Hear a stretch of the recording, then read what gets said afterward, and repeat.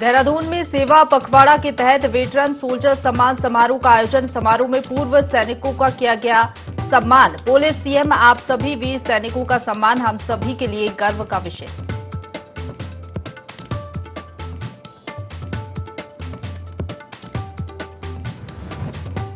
उत्तर प्रदेश के मुजफ्फरनगर में अंतर्राष्ट्रीय अहिंसा दिवस पर रथ यात्रा महोत्सव। सीएम पुष्कर सिंह धामी वार्षिक मेले और रथ यात्रा महोत्सव में हुए शामिल। जैन मंदिर में दर्शन कर की प्रदेश की खुशहाली की कामना। महात्मा गांधी और लाल बहादुर शास्त्री के आदर्शों पर चलने का लिया प्रण।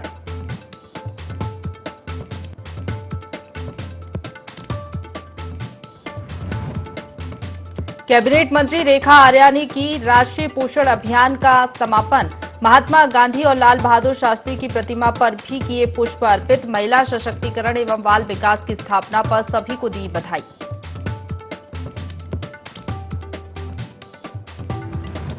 लालकुआं के खड़गपुर गांव पहुंची महिला एवं बाल विकास मंत्री रेखा आर्या। मृतका अंजलि उर्फ प्रीति आर्य के परिजनों से की मुलाकात। पीड़ित परिवारों को भेंट की 4 लाख रुपए की आर्थिक सहायता राशि।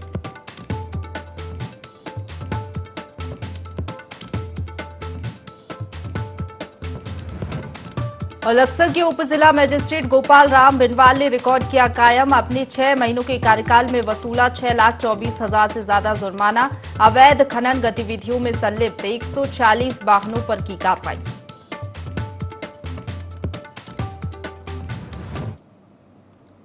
नमस्कार, देवभूमि लाइव देख रहे हैं आप। आपके साथ मैं हूं प्रशंसा। बुलेटिन की शुरुआत करेंगे देहरादून की बड़ी खबर के साथ, जहां उत्तराखंड रोडवेज ने कर्मचारियों को नोटिस थमा दिया है। रोडवेज के 70 ड्राइवर कंडक्टरों को जबरन सेवानिवृत्त का नोटिस थमा दिया गया। नोटिस तिथि के 90 दिन बाद कर्मचारियों को रिटायर समझा जाएगा। तो दून के गांधी पार्क के सामने आमरण अनशन पर बैठे सभी कर्मचारी और जो आदेश निकाला गया है उसका विरोध प्रदर्शन किया जा रहा है। तो इस आदेश के बाद हड़कंप मच गया है सभी कर्मचारियों में। ऐसे में अब सभी कर्मचारी आमरण अनशन पर बैठ गए हैं। तो बड़ी खबर देहरादून से, उत्तराखंड रोडवेज ने कर्मचारियों को नोटिस थमाया है। जबरन रिटायरमेंट इनका कराया जा रहा है। रोडवेज के 70 ड्राइवर और कंडक्टरों को जबरन सेवानिवृत्ति का नोटिस जारी किया गया है। इसी खबर पर ज्यादा जानकारी के साथ हमारे साथ principal correspondent Kailash Visht phone line पर जुड़ गए हैं। कैलाश, लगातार जब से आदेश जारी हुआ है यही सवाल खड़ा हो रहा है कि ये कैसा आदेश है? अगर कर्मचारियों को रिटायरमेंट नहीं चाहिए तो जबरन रिटायरमेंट क्यों किया जा रहा है? बिल्कुल, देखिए, कहीं न कहीं इसको कहा जा सकता है कि ये तुगलकी फरमान है। और उत्तराखंड परिवहन निगम की बात करें, यहाँ पर पहले भी कई ऐसे फरमान जारी हो चुके हैं, कई ऐसे आदेश पारित हो चुके हैं जिससे कहीं न कहीं जो कर्मचारी हैं और जो प्रबंधन है उसमें आपस में टकराव रहा है। कुछ दिनों पहले की हम बात करें तो कुछ दिनों पहले IND24 ने इस खबर को बहुत ही प्रमुखता से दिखाया था कि जो यहाँ के जो महाप्रबंधक हैं उन्होंने एक आदेश पारित किया जिसमें उन्होंने कहा कि जितने भी अधिकारी हैं उत्तराखंड परिवहन निगम में, उनके साथ जो भी ड्राइवर और कंडक्टर हैं जो कार चलाते हैं, जो उनकी सरकारी वाहन चलाते हैं, उन लोगों को ड्राइवर और कंडक्टर बना दिया जाए बस में। तो कहीं ना कहीं साफ तौर पर यह है कि आखिर कैसे इस तरह की जो लापरवाही वाले जो आदेश हैं वो जारी कर दिए जाते हैं। और जाहिर तौर पर जबरन अगर किसी पर आप सेवानिवृत्ति थोप देंगे तो आखिर उन लोगों के परिवार का भरण पोषण कैसे होगा? तो ये एक अपने आप में एक चिंतनीय सवाल भी है और इस चीज में कहीं ना कहीं मंथन करने की जरूरत भी है। लेकिन हाँ, ये जरूर है कि उन लोगों को बहुत ज्यादा तकलीफ उस वाले मामले से है और आज वो लोग आमरण अनशन पर बैठने को जा रहे हैं। उनका साफ तौर पर ये कहना है कि या तो ये आदेश वापस लिया जाए या तो वो आमरण अनशन पर बैठेंगे, नहीं तो और भी हथकंडे उठा सकते हैं। बिल्कुल कैलाश, इस आदेश को लेकर प्रबंधन का क्या कहना है? देखिए, प्रबंधन का इस पूरे मामले में अभी साफ तौर पर वो बचते नजर आ रहे हैं मीडिया से और जाहिर तौर पर सवाल उन पर खड़े हो रहे हैं, लेकिन जवाबदेही उनकी बनती है, उनको जवाब देना चाहिए, लेकिन अभी जवाब नहीं दिया है। क्योंकि जिस तरीके से मैंने आपको कहा कि इससे पहले भी कई तरह के आदेश हैं जहाँ से जो महाप्रबंधक है वो दे चुके हैं। कई बार वो घिरे रहते हैं कई तरीके के विवादों में, और चाहे वो गाड़ियों की खरीद फरोख्त का मामला हो या फिर डीजल पेट्रोल के दामों का मामला हो, डीजल पेट्रोल खरीद का मामला हो, किराए बढ़ोतरी का मामला हो, कई ऐसे विवाद है जिनका उनका चोली दामन का साथ रहा है। और यही वजह है कि एक बार फिर से वो विवादों में है, सुर्खियों में है। लेकिन जवाबदेही बनती है, लेकिन जवाब देने से कतरा रहे हैं। लेकिन आज नहीं तो कल जवाब उनको देना ही होगा। और चूंकि अब ये मामला संज्ञान में पहुंच चुका है परिवहन मंत्री के, तो जाहिर तौर पर कहीं ना कहीं परिवहन मंत्री भी इसका जरूर संज्ञान है। बिल्कुल। और जिस तरीके से आमरण अनशन पर कर्मचारी आज से जाने वाले हैं, आपने जिक्र किया, अब हरकत में सरकार और प्रशासन भी आ सकता है। हाँ बिल्कुल, शासन और प्रशासन भी हरकत में आएगा, क्योंकि आमरण अनशन का जो मामला है, और जब जाहिर सी बात है, जब जबरन किसी को आप सेवानिवृत्ति दे रहे हैं तो कहीं ना कहीं इस वक्त तो हरकत में आना जरूरी भी है। और अभी मैंने जिस तरीके से कहा कि जो परिवहन मंत्री हैं वो इस वक्त संज्ञान ले चुके हैं पूरे मामले का, वो पूरे मामले को स्टडी कर रहे हैं। और हो सकता है कि उस पूरे मामले में एक मीटिंग भी यहाँ पर तलब करें, क्योंकि जिस तरीके से जो हवाला दिया जा रहा है वो यही कहा जा रहा है कि जो परिवहन निगम है उसकी माली हालत ठीक नहीं है, लेकिन माली हालत खराब करने के लिए जिम्मेदार भी कहीं ना कहीं प्रबंधन ही है। तो कहीं ना कहीं प्रबंधन को ही ये समझना होगा और प्रबंधन को ही ये सॉर्ट आउट करना होगा कि किस तरीके से इस समस्या का समाधान किया जाए। जी चलिए, आप बने रहिए हमारे साथ। कैलाश, आगे भी आपसे जानकारी लेंगे। तो आगे बढ़ेंगे। देहरादून से एक और बड़ी खबर मिल रही है, जहां अंकिता हत्याकांड मामला खंगाले जा रहा है। 800 से अधिक मोबाइल नंबर, अंकिता हत्याकांड में एसआईटी मोबाइल नंबर खंगाल रही है। 800 से अधिक मोबाइल नंबरों को एसआईटी खंगाल रही है। देखिए, अब इस पूरे मामले की जांच एसआईटी कर रही है। स्पेशल इन्वेस्टिगेशन टीम मामले की जांच कर रही है। लगातार जांच भी बिठाई जा रही है। 24 घंटे पहले और 24 घंटे बाद सक्रिय मोबाइल नंबरों की जांच की जा रही है, यानी कि जब अंकिता की हत्या हुई उसके 24 घंटे पहले तक और 24 घंटे बाद जो भी उस एरिया में मोबाइल सक्रिय थे, उन मोबाइल नंबरों को खंगाला जा रहा है। चीला नहर क्षेत्र में सक्रिय मोबाइल नंबरों की जांच लगातार की जा रही है। बता दें, पूरे मामले की जांच एसआईटी कर रही है और एसआईटी ने अब साइबर सेल की भी मदद ली है, जिसके तहत सक्रिय मोबाइल नंबरों की जांच हो रही है। तो इसी खबर पर ज्यादा जानकारी के साथ प्रिंसिपल करेस्पॉन्डेंट कैलाश विश्व फोन लाइन पर बने हुए हैं। कैलाश, लगातार एसआईटी मामले की जांच कर रही है और जो वीआईपी कटघरे में हैं अभी, जिनकी तलाश जारी है, उसी के तहत अब सक्रिय मोबाइल नंबरों की जांच हो रही है। तो देखिए, ये बहुत बड़ी उपलब्धि है एसआईटी के लिए कि एसआईटी ने इतने कम समय में 800 नंबर खंगाल लिए हैं। और ये वही 800 नंबर है जिनको सर्विलांस पर लगाया गया है। ये वही 800 नंबर हैं जो 800 नंबर उस क्षेत्र में रहे होंगे उस दौरान, जिस दौरान ये हत्याकांड हुआ था। और जाहिर तौर पर कहीं ना कहीं कोई ना कोई सुराग जरूर यहाँ पर पुलिस को लग सकता है। मैं आपको बता दूं कि जो पुलिस की जो टेक्निकल टीम है, टेक्निकल टीम द्वारा ये जांच की गई थी और जब पूछताछ इनसे की गई, जब पूछताछ में लिया गया था रिमांड पर एसआईटी द्वारा इन तीनों अभियुक्तों को, तो पहले इन्होंने बयान दर्ज किए थे जब इनकी गिरफ्तारी हुई थी, और अब के जो बयान इन्होंने दिए हैं टेक्निकल टीम को, उसमें विरोधाभास नजर आ रहा है, जिससे कहीं ना कहीं टेक्निकल टीम को ये शक हुआ। और अब दोबारा से उस टीम को रिक्रिएट एक बार तो किया ही गया है, दोबारा से यहाँ पर रिक्रिएट टीम करने से पहले उन तमाम अन्य फोनों को खंगाला जा रहा है जिन फोनों से कुछ न कुछ हासिल हो सकता है।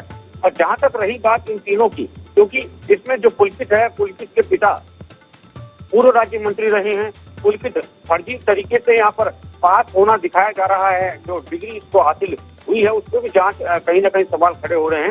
इसके भाई जो उपाध्यक्ष था आयोग में, उसको भी यहाँ पर हटा दिया है सरकार द्वारा। तो कहीं ना कहीं पहले ये कहा जा रहा था कि रसूख वाला है, रसूख वालों को लोग जो सरकार है वो हाथ नहीं डालती है। लेकिन इस वक्त तो सीएम धामी ने साफ तौर पर ये इशारा कर दिया है कि चाहे कोई रसूख वाला हो, चाहे कोई कितना ही बड़ा पैसे वाला हो, कोई कितना ही बड़ा ताकतवर हो, अगर आरोपी है तो आरोपियों को सलाखों के पीछे डालना सरकार का सबसे पहली प्राथमिकता है।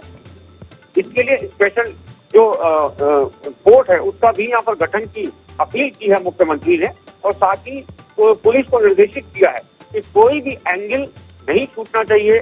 जितनी बारीकी से बारीकी जांच इस पूरे मामले की वो होनी चाहिए। और उसके साथ ही एक चीज मैं आपको और यहाँ पर एड ऑन कर दूं और आपको जानकारी दे दूं कि इसके अलावा जितने अन्य हत्याकांड अब हुए हैं, जो लड़कियों की जो गुमशुदगी हुई है, उन चीजों को भी तलाश कर रही है पुलिस अन्य इलाकों में, जो अन्य जो केसेस हुए हैं। तो साफ तौर पर यह है कि अब सिर्फ अंकिता हत्याकांड के दोषी ही नहीं, बल्कि अन्य उन दोषियों की भी खैर नहीं है जो दोषी इस तरह की घिनौनी हरकत में सम्मिलित पाए गए हैं, उन्हें अंजाम दिया है। तो जाहिर तौर पर कहीं ना कहीं पुलिस सक्रिय नजर आई। बिल्कुल, और कह सकते हैं अंकिता हत्याकांड मामले में अब एसआईटी की रडार पर वीआईपी लोग हैं, और जो जिस तरीके से सीएम धामी ने कहा है कि किसी को भी बख्शा नहीं जाएगा, सख्त से सख्त कार्रवाई की जाएगी, और हम देख भी रहे हैं लगातार कार्रवाई हो भी रही है। बहुत शुक्रिया आपका हमें साथ जुड़ने के लिए और तमाम जानकारी के लिए।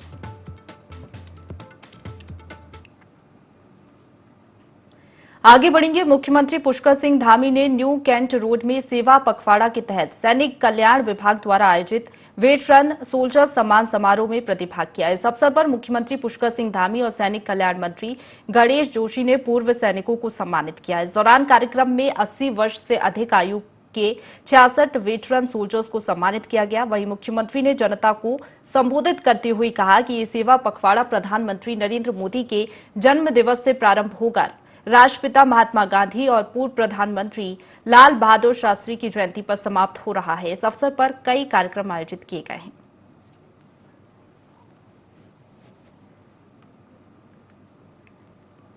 हरिद्वार त्रिस्तरीय पंचायत चुनाव में बीजेपी को मिली सफलता के बाद अब बीजेपी ने जिला पंचायत अध्यक्ष की कुर्सी पर कब्जा करने को लेकर तैयारियां शुरू कर दी हैं। बता दें कि बीजेपी के 14 जिला पंचायत सदस्य निर्वाचित हुए हैं, जबकि अध्यक्ष के लिए 23 सदस्यों की जरूरत है, जिसको पूरा करने के लिए बीजेपी कवायद में जुट गई है। वहीं बीजेपी प्रदेश अध्यक्ष महेंद्र भट्ट, पूर्व मुख्यमंत्री एवं सांसद रमेश पोखरियाल निशंक ने अन्य दलों से जीते हुए सदस्यों को बीजेपी में शामिल कराया। सांसद रमेश पोखरियाल ने कहा कि बीजेपी में शामिल होने पर हम सभी का स्वागत करते हैं। ये पहला मौका है जब हरिद्वार में जिला पंचायत अध्यक्ष बीजेपी का बनेगा, जिससे पूरे हरिद्वार जनपद का विकास होगा। इस मौके पर पूर्व विधायक यतीश्वर आनंद और विधायक प्रदीप बत्रा भी मौजूद रहे।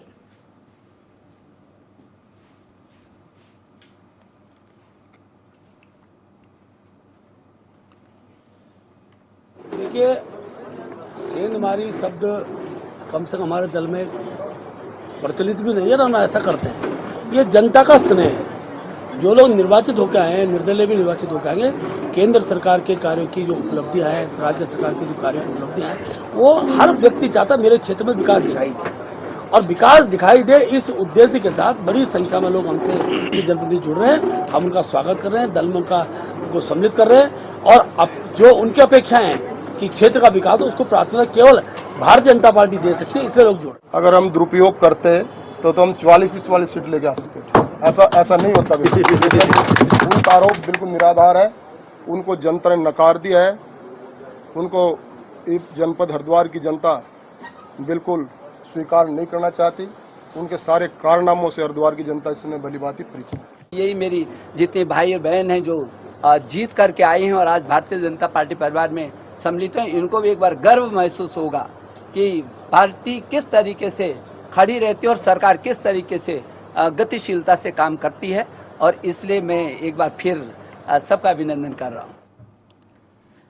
उत्तराखंड में अंकिता हत्याकांड के विरोध में प्रदेश बंद का असर दिखाई दिया। व्यापारियों ने बाजार बंद रखकर प्रदेश की बेटी के लिए न्याय मांगा और विरोध प्रकट कर आरोपियों को फांसी की सजा दिलाने की मांग की। अंकिता के लिए न्याय की मांग को लेकर प्रदेश के तमाम सामाजिक संगठन और व्यापार संघ ने रविवार को उत्तराखंड बंद का ऐलान किया था। केदारनाथ यात्रा मार्ग के गौरीकुंड से केदारनाथ तक बाजार पूरी तरह से बंद रहा।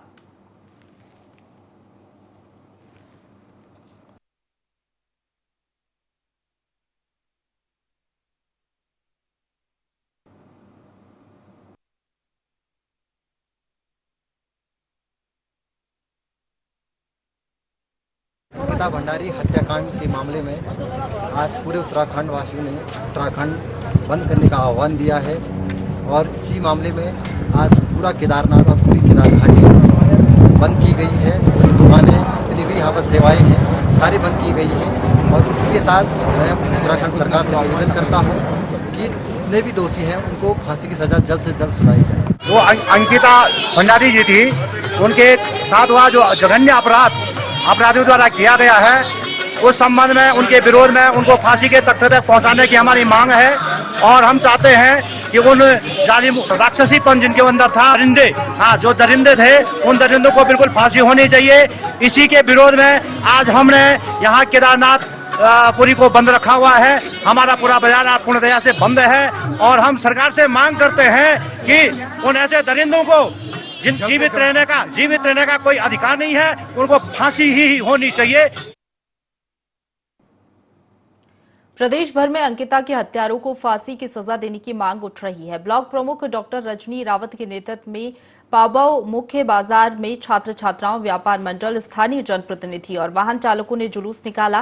प्रदर्शनकारियों ने अंकिता भंडारी के हत्यारों को फांसी की सजा देने की मांग की। साथ ही कहा कि जब तक हत्यारों को सजा नहीं मिलती तब तक ऐसे ही सड़कों पर प्रदर्शन करते रहेंगे। मेरी यही अपील है उत्तराखंड सरकार से कि ये बहुत ही एकदम गंभीर मामला है।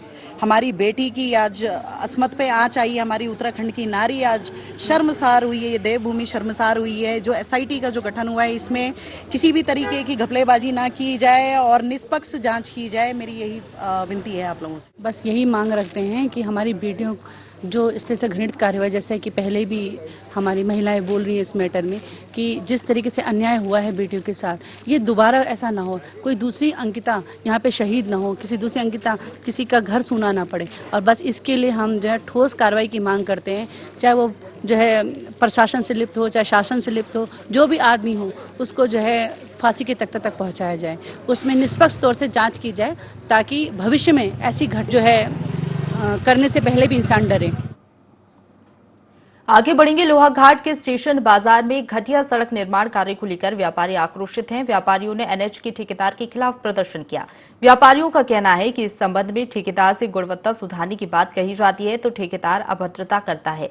व्यापारियों ने गुणवत्ता का कार्य न होने पर उग्र आंदोलन की चेतावनी दी है।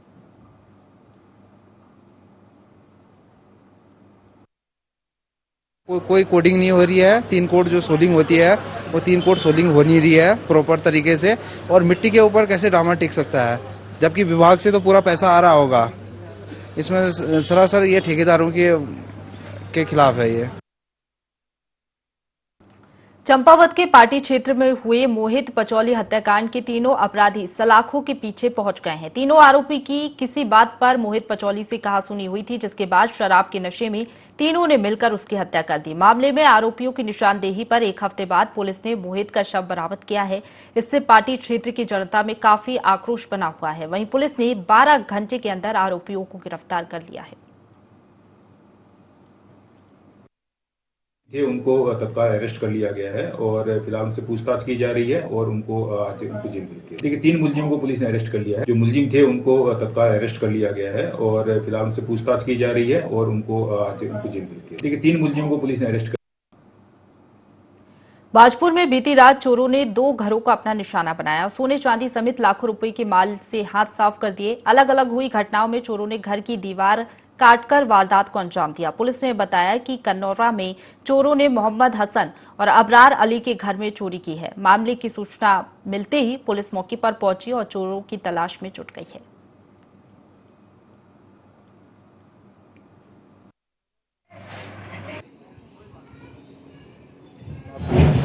इसमें अभियोग पंजीकृत कर दिया गया है। चोर की तलाश की। कनौरा और कनौरी में 2 घरों में जो है नकब लगा के चोरी हुई है रात, उसकी सूचना प्राप्त हुई है। इसमें अभियोग पंजीकृत कर दिया गया है। चोर की तलाश की। चंपावत में गांधी जयंती और पूर्व प्रधानमंत्री लाल बहादुर शास्त्री के जन्मदिन के मौके पर साइकिल रैली निकाली गई। इस रैली में एनसीसी कैडेट्स के साथ पुलिस और पर्यटन विभाग के अधिकारी शामिल रहे। रैली का आयोजन एसपी देवेंद्र पीचा के निर्देश पर हुआ। रैली के माध्यम से नशे के खिलाफ लोगों को जागरूक किया गया, साथ ही नशे से दूर रहने की अपील की गई। ये रैली मुख्य बाजार से होते हुए पुलिस लाइन पहुंची।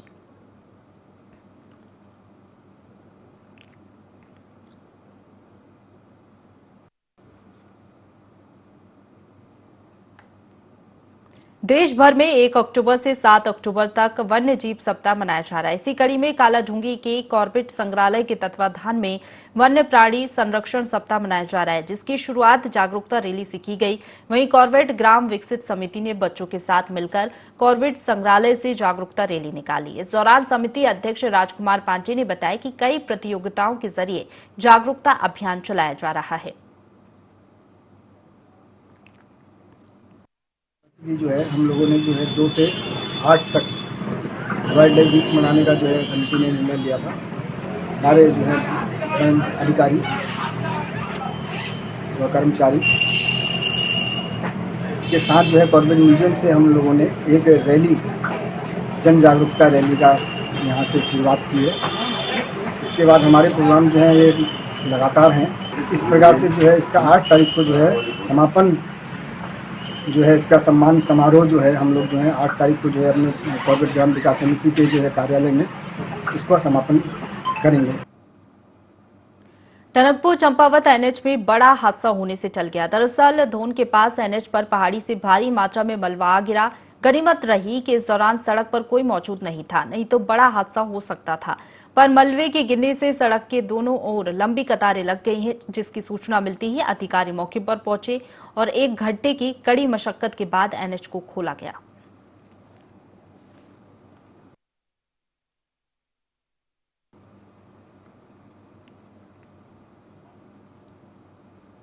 जसपुर में तराई पश्चिम वन विभाग की पतरामपुर रेंज के शिवराजपुर बीच में सागौन की अवैध कटाई का मामला सामने आया है। वन विभाग की टीम ने अवैध लकड़ियों के साथ एक लकड़ी तस्कर को गिरफ्तार किया है, जबकि अन्य तस्करों की तलाश की जा रही है।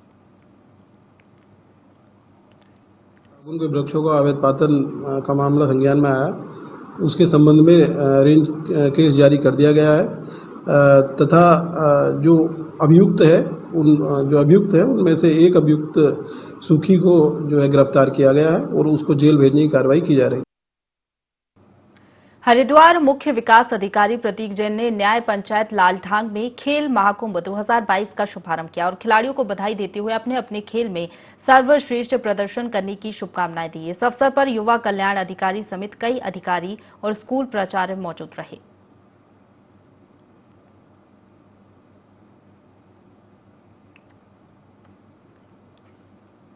इसी के साथ बुलेटिन में फिलहाल इतना ही। खबरों का सिलसिला लगातार जारी है, आप बने रहिए हमारे साथ।